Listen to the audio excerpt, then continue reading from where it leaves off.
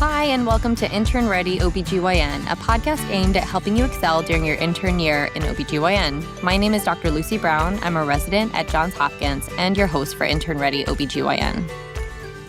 Hello, and welcome back to Intern Ready. I'm Dr. Lucy Brown, and today I'm joined by my co-resident, Dr. Adriana Gorniak. And today we're going to be talking about how to approach your first gynecology clinic.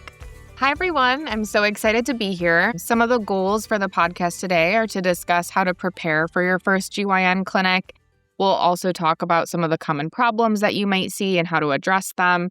And finally, we'll go over some of the tips and tricks that we've come across during our experience in residency into how to survive your GYN clinic. Great. So let's get started. So let's just start by asking, what can an intern expect on their first day in Benign GYN clinic? Yeah. So first, there could be a wide variety of patients that you're going to be seeing, not only in terms of like age ranges and different parities, but you could see a mix of new patients, patients who are coming for their annual well-woman visit. You could also have return patients that you may have seen in the past versus someone else might have seen in the past. A follow-up, like someone who is coming back after being seen in the emergency department.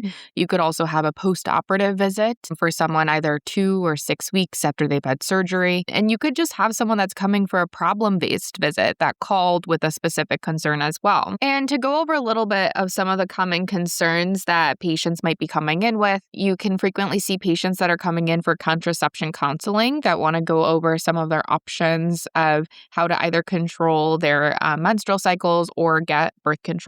You also might have people coming in with abnormal uterine bleeding or AUB who have or maybe haven't yet tried a method to control this and discussing the workup for that. You could have patients coming in with chronic or acute pelvic pain as well, abnormal discharge, patients coming in just to get an STI test.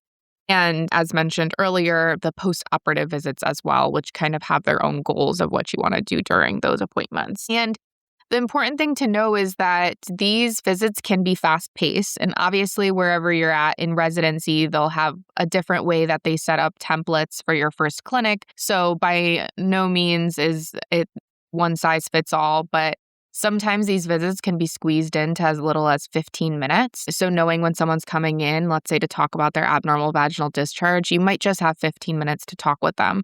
Now, your first clinic, they could give you a little bit more leeway, but that's going to be very dependent on your program and the structure of that clinic as well. And your first time you do this, it's going to feel really slow and you're going to feel really awkward. And honestly, I know the first time I did it, I felt totally like an imposter and that my patients could tell. But that isn't true, and you only get better over time. It's something that, you're not feeling like a medical student, and it can be really uncomfortable.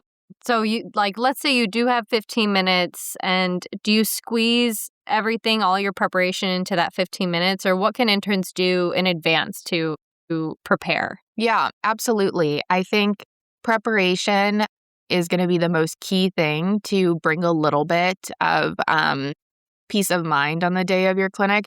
And it can be really hard, especially, you're going to have surprises. For example, someone can be listed to be coming in for their annual appointment, but actually present and have a concern that they wanted to talk about that you won't have been able to see through chart review. So you have to be prepared for those surprises. So things I would look up are some of like the algorithms. So for example, what is included in a well-woman visit? And I would look through, what types of questions do you ask? What is the vaccination schedule recommendation? With the preventative screening recommendations? And not just thinking about like gynecology, but also mammograms and colonoscopies and DEXA scans. When do people need their lipid panels, their diabetes screening? So looking at that ahead of time will be very helpful. Right. Because sometimes people are coming to us as their primary care provider. Exactly. And you could be that person that orders that lipid panel. And that doesn't mean you have to be the one that manages it, but at least plugging them in with the system. Also taking a look at some of the AUB basics, since that is a pretty common concern that we'll hear our patients coming in with. So understanding, the initial workup for that, remembering your PALM-COEIN mnemonic from medical school, and thinking about, if my patient tells me this, and this, what are some of the tests to order? Because a lot of your patients will fit into that one. Also, I would think about what the different types of contraception options are. And have those on hand, knowing what your clinic has to offer. For example, are there IUDs in stock? Are there Nexplanons? Those types of things can also help with just efficiency and knowing what you can offer for your patients. Thinking about what types of STI tests you might want to order. Is there a wet prep microscope at the clinic versus is it an actual swab? Just knowing a little bit about how you would actually approach if a patient comes in with, let's say, vaginal discharge. And there's also some helpful apps that I've used during my clinics that I think have really saved the day when you're thinking about more nuanced situations in patients. Some examples are going to be the ASCCP app, which is going to be the one that helps you decide on what to do with an abnormal pap smear or an abnormal pap smear history, whether this patient needs to proceed with a colpo, when to do their repeat pap smear, etc. Also, the CDC STI app as well can be helpful with how to treat specific UTIs, especially in those nuanced patient populations. And finally, the medical eligibility criteria for different contraceptive options, especially when you have patients coming in, let's say, with a DVT or lupus, and knowing what you can offer them and what the risks are. That's really great advice. And I will make sure to link all of the apps that Adriana mentioned in the podcast link below. All right. So moving on, what are some of your go-to tips for a smooth, efficient clinic? Yeah, absolutely. On top of all the things that we've already talked about, the biggest one that I can emphasize again is just pre-charting. And there's kind of a few things that you can think about when you're pre-charting. One, what is the problem that you can see that they're coming in with? Sometimes you can find this in a little blurb that the person who scheduled them wrote down. So it can be a little bit like digging for a treasure, finding out sometimes what they're coming in with, but then seeing, have they presented with this before? What have they undergone? What did their last GYN visit, if they've had one, what did they talk about then? Because this could be a recurrent issue that's been going on. Yeah.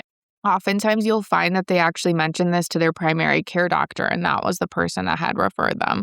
So really just looking through, their most recent visits to try to get as much info as you can be helpful. Other really easy things that you can find from the chart oftentimes and fill in is some of that information. You'll be asking them like when their last pap smear was, if they've gotten any imaging, any STI testing, because you can frequently, if they get care within your medical system, see that already. So it helps you on the day of the visit from asking some of those questions. I also would recommend trying to document as you go. Now, the caveat to this is that it can be really challenging to be interactive with the patient, making eye contact, making them feel comfortable at the same time as you staring at a computer.